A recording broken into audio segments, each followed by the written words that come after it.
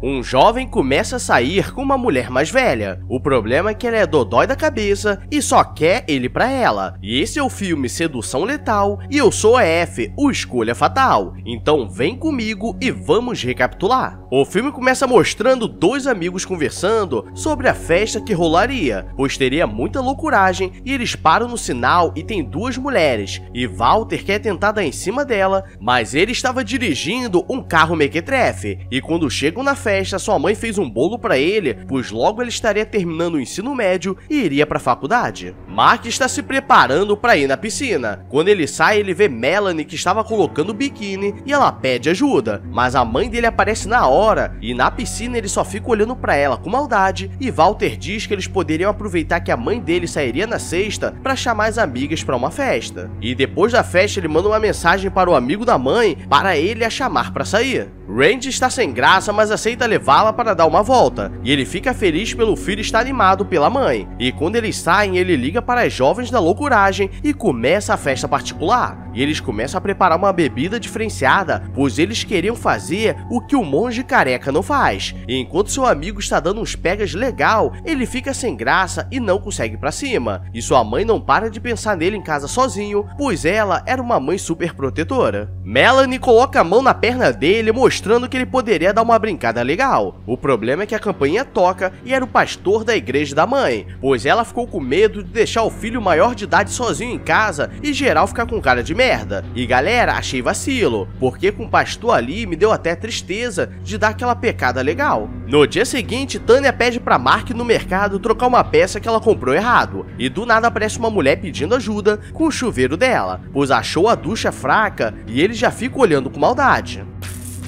Já tá aí, né?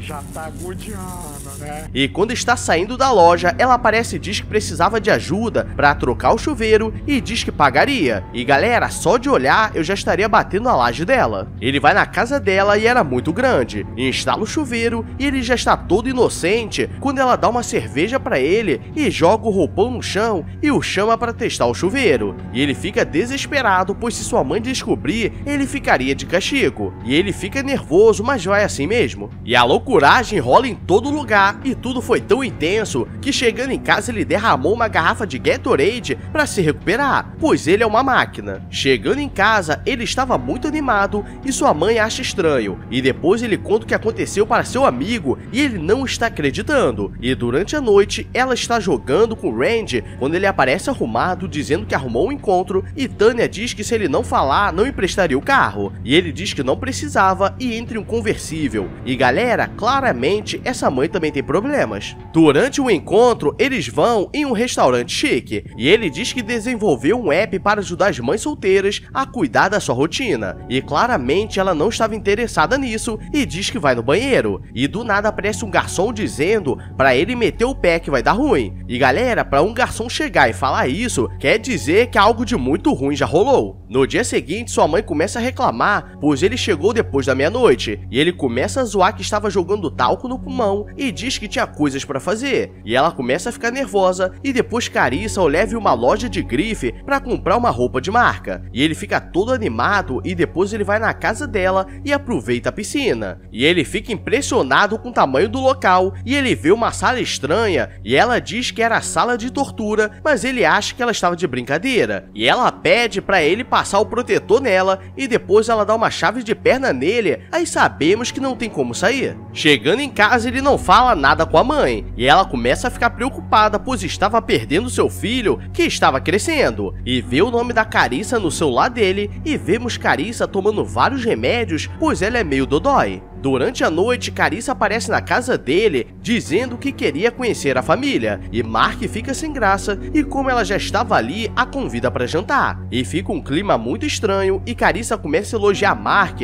mas Tânia começa a ficar com raiva, pois uma mulher que tinha idade para ser a mãe dele estava fazendo aquilo. E Mark, como é meio merda, fica pedindo desculpas às duas, e Carissa vai embora e diz que ele deveria decidir se era um menino ou um homem. E ele vai com ela embora, e galera, aqui é pegadinha do malandro, porque se ficar o bicho pega e se for o bicho come. Os dois começam a brincar na piscina e Carissa diz que queria fazer algo diferente e o prende na borda da piscina e começa uma brincadeira nervosa. E vemos que ele não tem nada no sovaco e a brincadeira começa a ficar nervosa e ele começa a se afogar e quase que dá uma falecida de leve. E em casa Tânia é muito protetora e pesquisa sobre Carissa e descobre que ela se casou com um milionário velho e ficou com a herança dele. A brincadeira foi tão tensa na noite passada que nasceu cabelo no sovaco dele e alguém toca a campainha e Tânia aparece com uma cesta de bolinhos pedindo desculpas, dizendo que começou com o pé esquerdo e Carissa diz que era problema dela e não adianta pagar de coitadinha agora, pois o filho dela a escolheu e fecha a porta na cara dela e Mark está trocando de roupa quando encontra uma arma no armário e acha estranho. Os dois estão conversando quando Carissa diz que seria uma boa se ele mudasse para a casa dela e Mark diz que não poderia deixar sua mãe em casa, pois precisava ajudá-la antes de ir para a faculdade e Carissa fica com raiva e diz para ele ir para casa e seu amigo vem o buscar e Walter diz que ele estava perdendo a melhor oportunidade da vida dele. Tânia vai falar com Randy para pedir um conselho sobre o que fazer, pois eles eram amigos e trabalhavam juntos há muitos anos e Randy diz que ela deveria deixar o filho crescer, pois não conseguiria o proteger para sempre. E ela fica com raiva e diz que ligaria para Melanie, pois era mais fácil de manter o filho próximo. E nisso vemos que Mark está ferrado de qualquer jeito. E em casa, Mark está estudando quando Carissa liga pedindo desculpas pelo dia anterior e diz que queria o ver e Mark, como é lerdão, diz que iria, mas sua mãe chama na hora e ela trouxe Melanie para conversar. E Mark diz que ligaria para ela depois, pois precisava resolver algumas coisas. E Tânia diz que precisava sair e dá $50 e a chave do carro para Mark.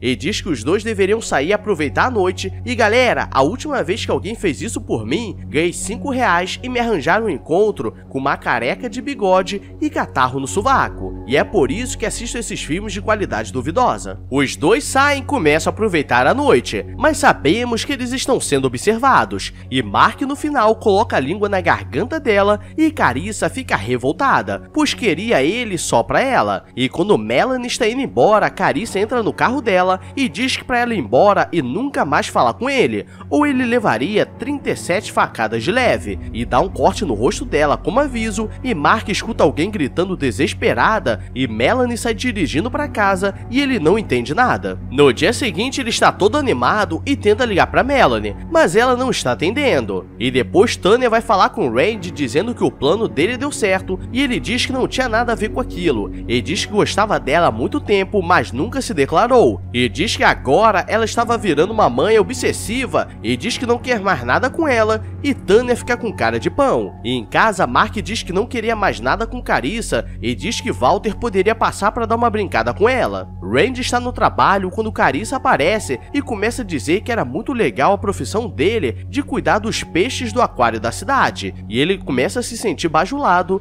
e percebe que era tudo um truque e a manda embora. E depois Walter vai na casa dela e diz que Mark a mandou, pois talvez ela precise de um encanador, e ela percebe o que estava acontecendo e coloca algo na bebida dele. Mark consegue falar com Melanie, mas ela estava escondida e diz que não queria mais nada com ele, pois tinha outros planos. E depois Carissa liga dizendo que conseguiu uma reunião com um amigo que trabalhava na IBM e que poderia dar uma olhada no app que ele criou e poderia ser um sucesso. E como ele não quer perder as oportunidades, ele se arruma e Tânia acha que ele estava saindo com Melanie. Ele chega na reunião e o representante diz que o app dele era muito bom. O problema é que eles lançaram algo parecido há um ano e esse já estava obsoleto, mas diz que ele tinha um grande futuro e dá um cartão para ele ligar quando estivesse formado. E Mark fica feliz, mas diz que iria para casa, pois de qualquer forma não conseguiria nada. E Carissa diz que pegaria uma bebida para eles e dá uma garrafada nele.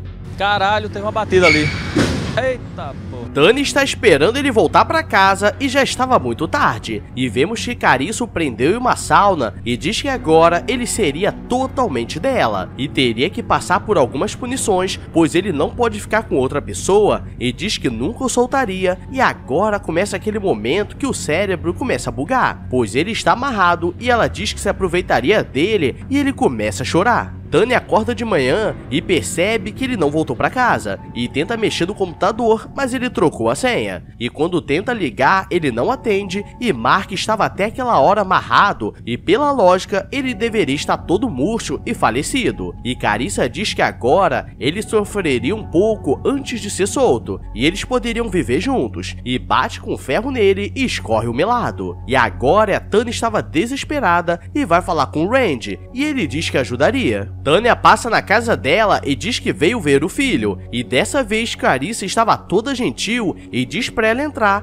que levaria até o filho, e depois começa a oferecer várias coisas e Tânia diz que só queria pegar o filho e ir embora, e ela diz que só mostraria onde ele estava se ela colocasse uma algema, e nisso era só ela dizer que vai pra casa e chamava a polícia, mas ela é meio burra e aceita. E agora os dois estão presos na sauna e Carissa diz que a arma possui apenas uma bala e ela precisava escolher entre ela ou o filho, e diz que só abriria a porta quando escutasse o tiro. Randy não está conseguindo falar com eles e percebe que tem algo de errado, e os dois já estavam quase falecendo com o calor da sauna, e Carissa escuta o tiro e quando entra na sala acha que Tânia se faleceu, mas ela é uma mãe porradeira e vai pra cima e começa uma briga muito louca, e ela usou a bala para quebrar a algema do filho, e quando ela consegue sair, Carissa vem atrás, mas Randy aparece na hora e acerta um arpão nela, e acho que agora a coroa deu uma falecida de leve. E agora vemos que tudo se ajeitou, pois Mark começou a namorar com Melanie e eles estudariam na mesma faculdade, então tinha de tudo pra dar merda, e sua mãe estava de boa com a ida dele, e vemos que Walter estava vivo e agora começou a sair com as coroas ricas. E esse foi o filme Sedução Letal, então se não quer ser atacado pela coroa Dodói,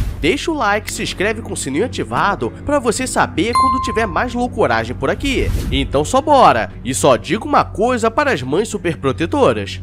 Dudu! Ai, mãe, deixa eu me ver. Junto! Deixa eu me ver. Dudu!